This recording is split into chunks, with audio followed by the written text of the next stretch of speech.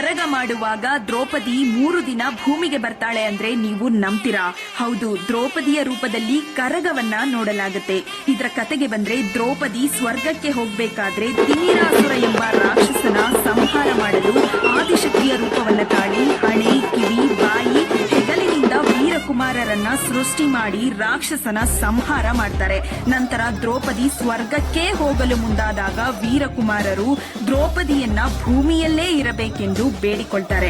ಆದ್ದರಿಂದ ದ್ರೌಪದಿ ವರ್ಷದಲ್ಲಿ 3 ದಿನ ಭೂಮಿಗೆ ಬಂದು ಇರುವುದಾಗಿ ತಿಳಿಸ್ತಾಳೆ. ಇದನ್ನೇ ಕರಗ ಎಂದು ಆಚರಿಸಲಾಗುತ್ತೆ. ಪಾಂಡುಪುರದಲ್ಲಿ ನಮ್ಮ ಧರ್ಮರಾಯರಿದ್ದರು. ಹೆಣ್ಣಿಂದ ವನವಾಸವೆಂದು ಸತಿಯ ನಿಂದಿಸಿದ್ದರು.